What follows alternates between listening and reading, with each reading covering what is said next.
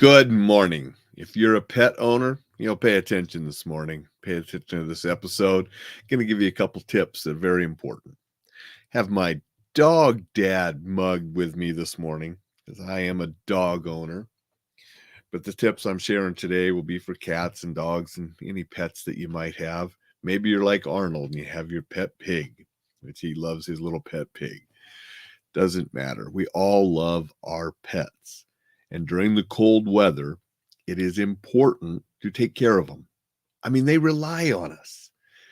Owning a pet is a huge responsibility because their lives are in your hands.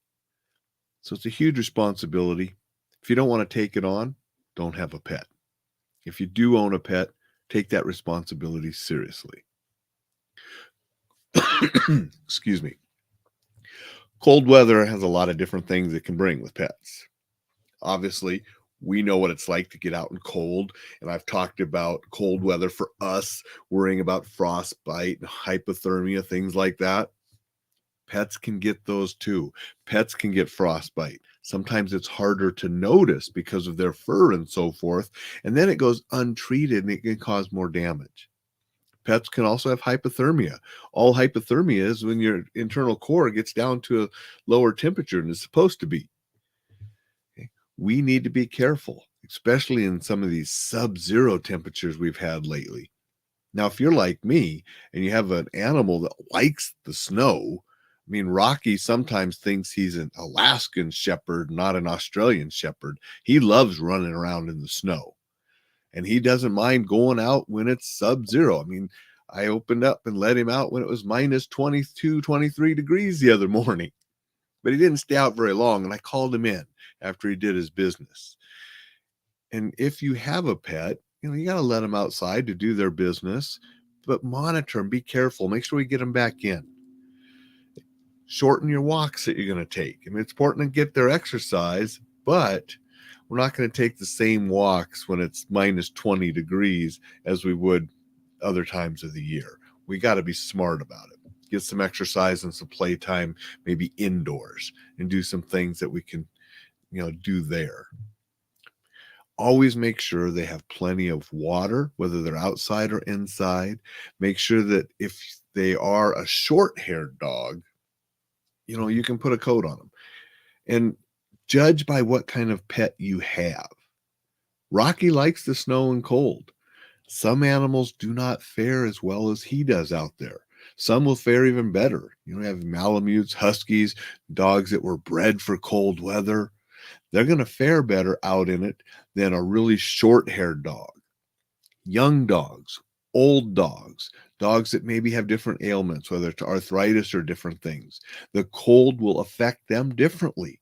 So be smart about it and know that your pet and what they can tolerate and not. And don't just guess on their tolerance.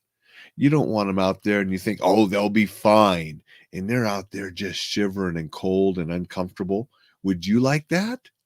Hell no, you wouldn't. So let's not have it for our pets either. I mean, if he's out there playing and running around and having fun, sure, he's okay. If he's out there shivering and cold, get him inside, warm him up. Be smart about it. Make sure that when you have your supplies for cold weather emergencies, you have your pet supplies too. I mean, it's good to have water and food for people, but if you own a pet, you want to make sure you have enough water and food for them in case of an emergency and you can't go someplace or so forth. When you travel, just like, you take your dog with you or your cat with you, you don't want to leave them in a car that gets too hot in the summertime. That's dangerous. Leaving them in a vehicle in this extreme cold weather is dangerous too, because our vehicles will cool off really fast. And even though it'll be a tiny bit warmer, they're out of the wind and stuff in the car, it can get to dangerous temperatures. So we don't want to leave our pets in a really cold vehicle either.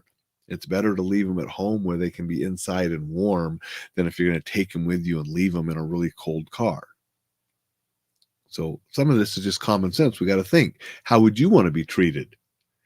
We want to make sure that they're comfortable and safe. It's our responsibility because they're relying on us. Good morning, Jay. Good morning, Vicky. Appreciate you guys being here. Good morning, Dixon. Appreciate you being here.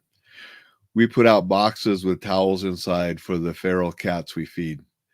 And that's good too. If you have animals in the community, providing them with stuff to help them get through the extreme cold is important too. Something we got to be careful with the cats that are out there. We have a car. We went somewhere. We get home. The engine block is warm, and it's warm in there where the engine. Sometimes cats will crawl up in there because it's warmer for them. So when we go out to drive again, making some noise, giving them chance to get out before we rev up the engine is a prudent thing to do as well, especially if you're in a neighborhood that has the feral cats and the cats that could get up underneath the hood and the engine to get warm. We don't want to turn on the engine and hurt those animals. So make sure that we give them a chance to get out. You can bang on it, make some noise. They get away, then we start up the car and leave. Mark is here. Good morning, Mark. Appreciate you saying hello and calling me a young man. I don't know how young I am anymore, but thanks you. It's good to see you. And I got the hat on still because I just came in from shoveling. And Rocky was out there helping. He's a good shovel helper. Well, he thinks he is anyway. But he likes to go out there and he loves to play in the snow. But we got to make sure to keep him safe, bring him in. Don't overfeed your pets in winter, thinking put on some weight that'll help them in the cold. It's not healthy for humans. It's not healthy for pets either. So don't fatten them up for the winter. Make sure that they have good exercise, proper nutrition, and stay at a healthy weight for whatever animal you have and whatever the healthy weight for that pet is.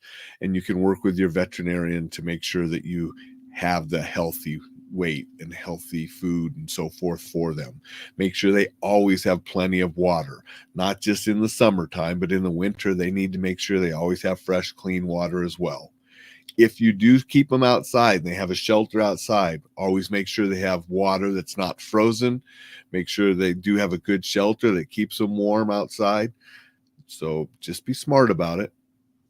If they have specific ailments that cold weather can make worse, arthritis, diabetes, some different things, work with your vet to make sure you know how the cold weather affects those illnesses and ailments, and make sure you do what the vet recommends to keep your pet as healthy and safe and comfortable as possible. And yes, comfortable. Don't want Rocky out there just shivering and uncomfortable when he could be inside. You don't want your pet like that either.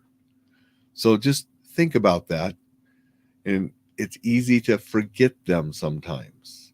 And that's so sad when people forget their pets and their pets are suffering or not comfortable and going through something that they don't need to. It's our responsibilities. It should be a top priority. You took it on, so make sure that you take that responsibility seriously and take care of those animals. That's my sermon for you today. Go out, make it a terrific Thursday. Stay warm, keep your pets safe. We'll see you tomorrow.